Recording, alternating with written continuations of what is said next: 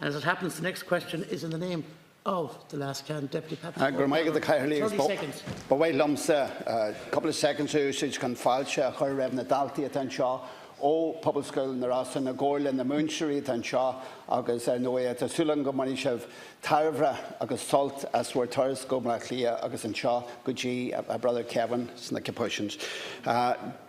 Just ask the Minister if he could update me on the 10T priority projects for Donegal and the timescale he sees for these. Thank you very much, Deputy Minister. Thank you very much indeed, and I'd like to welcome the pupils as well from that school and to say that they have got a worthy representative here speaking on behalf of Donegal today, who will no doubt give me and successive ministers a difficult time if we don't deliver for Donegal. I propose to take PQs 6 and 41 together. Firstly, I'd like to explain, as Minister for Transport, Tourism and Sport, I have overall responsibility for policy and funding in relation to the National Roads Programme. However, under the Roads Acts 1993 to 2015, the planning, design and operation of individual roads is a matter of the relevant road authority in relation to local and regional roads, or for TII in conjunction with the local authorities concerned in relation to national roads. The 10T priority improvement projects in Donegal consists of improvements and realignment of 3 sections of the national roadwork network. These are the N15, N13 Ballybofey Stranraer bypass, the N56, N13, N14 Letterkenny to Mattercunningham, and the N14 Mattercunningham to Lifford Strabane A5 link. TII has advised my department of the current status of the projects, which is technical advisors. Technical advisors are continuing to develop the schemes through phases 1 to 4 of the project management guidelines. A number of route options have been identified, and it is anticipated that the preferred routes will be presented to the public in early 2019. The preferred routes will then be brought forward for further design and appraisal during 2019.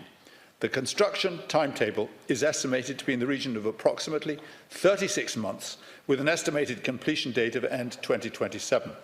However, I would like to stress that any time frame is dependent on obtaining the necessary consents at various critical stages, including at the route selection, detailed design and tender stages.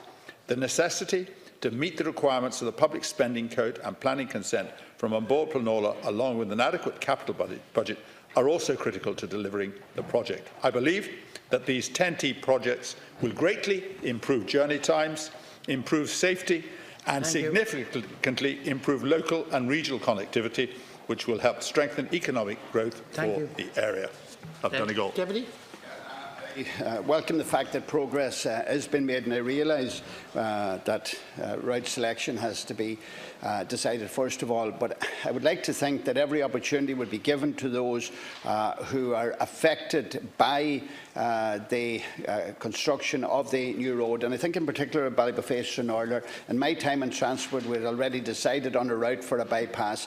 It's now gone to the other side of the town, and my worry is that it may be so far from the twin towns of Ballybofey Stranraer that it may affect the economic development of the town, and I would like to think that the Minister would pass on my views to the TII and ensure that the one that's selected will not have adverse effects on the town. In relation to that, of course, Letterkenny to Mattercunningham, the Monagee link, vitally important again that those along that route would have an input into that. And finally, the Mattercunningham to Lifford route, to link up with the A5, that will ensure that after that is constructed, the A5, the N2, that we would have a motorway right through to Dublin. So, Minister, it's vitally important that you would make my views known to the TII and ensure that we can progress quickly. Thank you, Deputy Minister. 1 minute. Yeah, let me assure the Deputy that I will make your views known to the TII, and I will make sure that they're passed on. That he shouldn't underestimate the cost of the project. It's 400 million. It's split approximately as follows. Section 1 will be 115 million, that's Ballybofey Stranraer. Then Section 2, Letterkenny to Mattercunningham, is 99 million. And Section 3, Mattercunningham to Lifford Strabane, the A5 links, 186 million. They are only estimates, those figures. but the budget costs will be clearer when the projects progress to business case stage. I'd also like to say something about the TEN-T projects in Donegal. They form part of the designated comprehensive network. The Deputy will be familiar with these from his time in the European Parliament with the TEN-T regulation targets. In Donegal, the TEN-T includes the N15 as far as its junction with the N13, the N13 to Letterkenny and onto the border, and the N14. The European Commission in June published a proposal for a new regulation for the Connecting Europe Facility, CEF, the funding instrument for the European Transport Network, to come into effect from the 1st of January 2021. The comprehensive cross-border road link of Dublin, Strabane, Letterkenny is included in the annex to the proposal, meaning that the Irish elements of the route could, in principle, apply for CEF funding when this regulation comes into effect. Okay. Very quick. My second supplementary. Yeah, I would just put it to the Minister that while all of these are important, and I hope we all live to see them, and it will be a major benefit to Donegal, but I think it's important to note at this time, if they can be expedited, because they should be Brexit-proofed. Whatever the outcome of Brexit may be, Donegal will be more affected than any other part, so it's vitally important that we have a motorway right through to Dublin.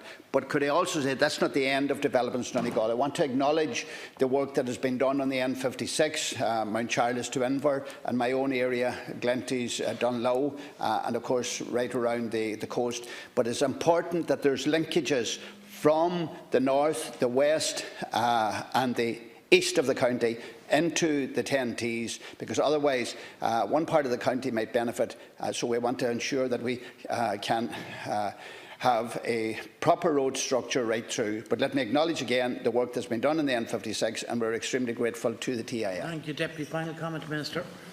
Yeah, I think the most important point that the Deputy made there, and I'm not in any way suggesting the others weren't important, was the fact that Donegal is obviously looking, as are other border counties, on the arrival of Brexit with a certain degree of trepidation. And it's obviously extremely important to the Deputy and to his colleagues that Donegal doesn't suffer as a result of Brexit. That's obviously something at the moment which is in flux, but is in those circumstances, I think the border areas, and that's Donegal and Monaghan, Cavan and others who've made special pleadings in this House, have a right to be looked upon sympathetically, and I will do that. I think that the Deputy has made a very good case. The situation with TEN-T funding is obviously in something which we can't depend upon, but we will, irrespective of the funding mechanism, every opportunity will be taken to access any EU funding that may be available and appropriate for the projects which the Deputy has mentioned, and I can assure him that the matter will be kept under review and that I will convey his views to the TII.